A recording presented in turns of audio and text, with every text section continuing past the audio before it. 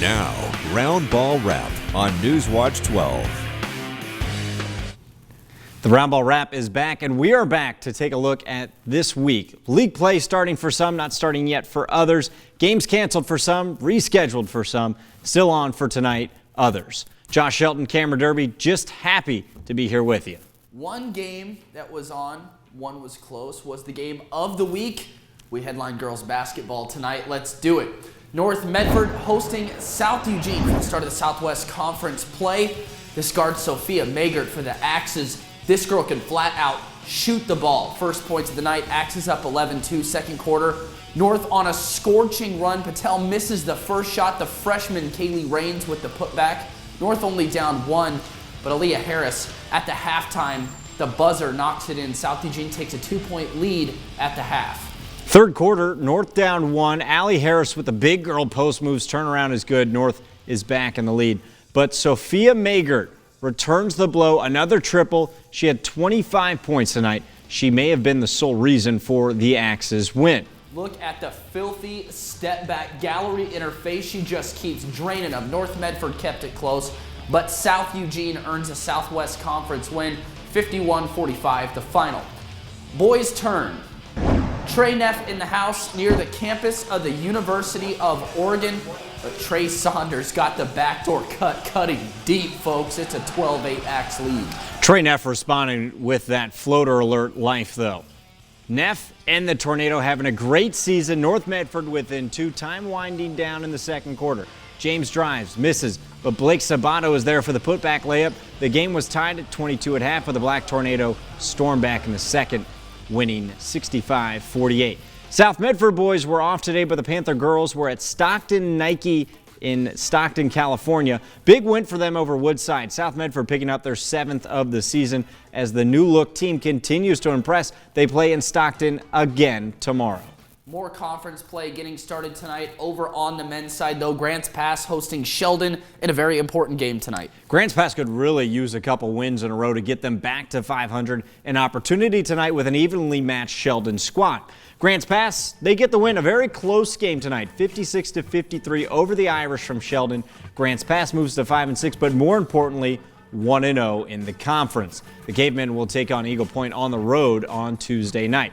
Now, no games today for the Grants Pass girls, who aren't back in action until next Thursday. At the 5A level, we had half of the ones slated for today canceled. At Crater High School today, though, a reminder and a plea to spectators to wear their masks so that games can keep happening. Reminder really that we're not out of the woods yet, right? The girls getting the evening started in Central Point. Crater hosting North Bend.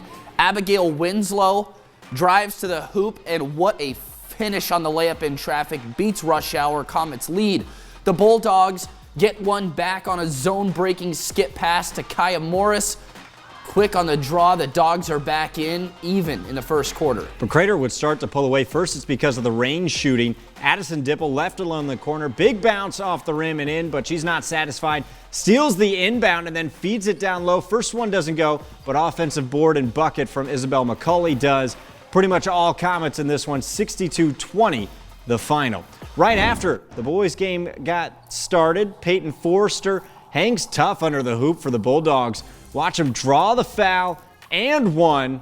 It's a close game in the first, but the Comets take control just a little bit later. A steal and slam combo from Logan Price shows the kind of pressure the Bulldogs were under all night tonight. The price is right again. In the biz, we call this an alley-oop. Tate Brosder to Price for a nifty bucket. The Comets keep soaring then in the second quarter. Colton Vrains triple for good measure. A 30-plus point lead into the half. Time only grew for the Comets. Crater nearly triples the Bulldogs score. 91-32 is a big win for the Comets. Fly, Eagles, fly. The Eagle Point Eagles looking for their 9th win in a row tonight. Early first quarter. How about we start with some defense? Bad pass. Willamette leads to a steal. Alex Smith, Alejandro Redondo to Brennan Knight. Count it, and one. Great ball movement by Eagle Point. Eagles looking to extend their lead in the second. The cross court tonight. The three, money. Stout defense continues in the second half for the Eagles. Knight picks up the loose ball, pushes up court to Redondo. Redondo tonight alley-oop. Beautiful. Eagle Point cruises to a 36-point victory over the Wolverines for their 9th win in a row and are just looking unstoppable right now in 5A play. Final score 68-32. The girls' game was another victim of cancellations wave today. Still no official word on the reasoning for that game. The Phoenix boys' game also canceled today. There was a lot of red on the schedule page as more and more games dropped from it, but there were still plenty of games going on today as well. Because if there's basketball, there's no problems. The ladies taking over Phoenix High School between the Vikings and the Pirates. Close one early on. Mazama with a nice ball movement eventually finds Sandra Hill, almost unguarded, easy bucket for the Vikings. A few moments later, Vikings still doing a good job of swinging the ball around before Kennedy Lease pulls the trigger from deep. Buckets. Vikings up early. But here come the Pirates, and Annabelle Delgado with the nice steal, taking it all the way home for the easy layup.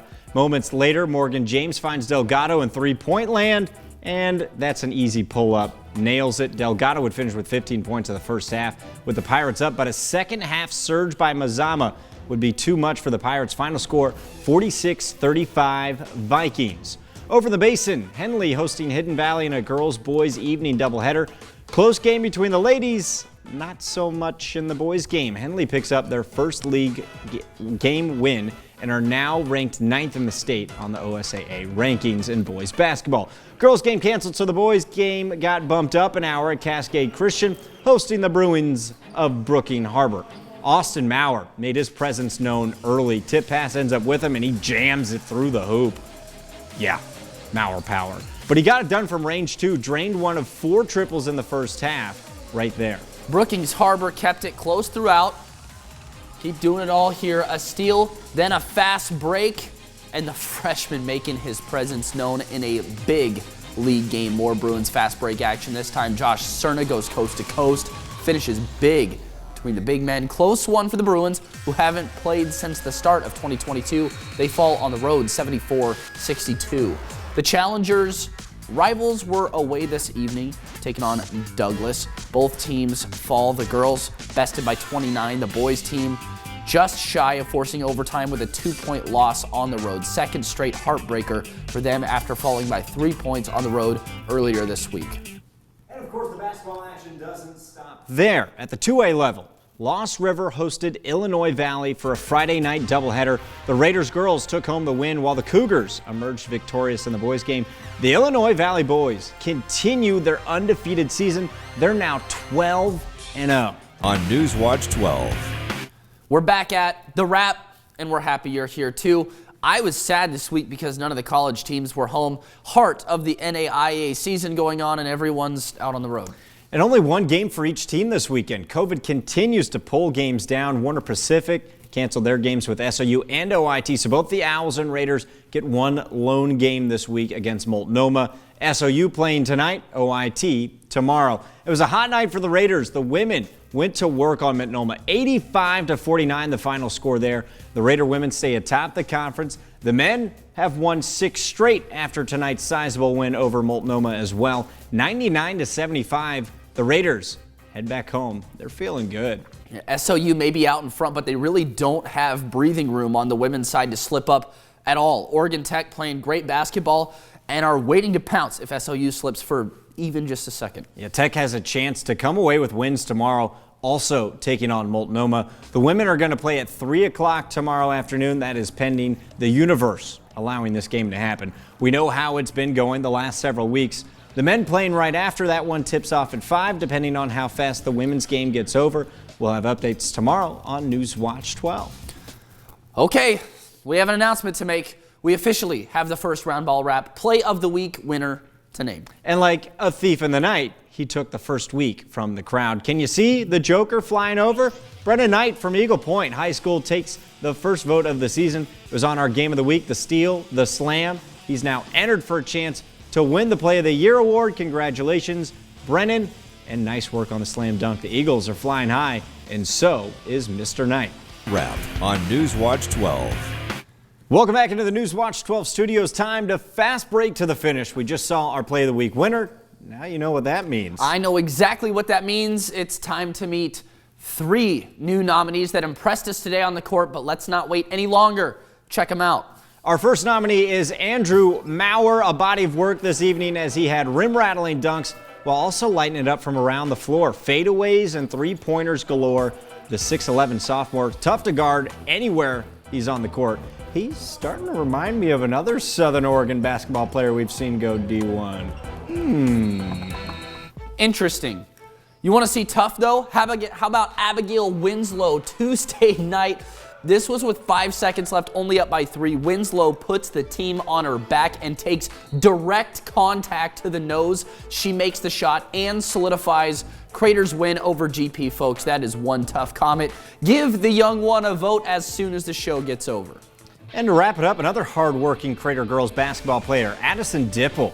The freshman getting it done from range, but it was the hustle that impressed. Immediately back on defense, gets the steal, and her team eventually gets the basket.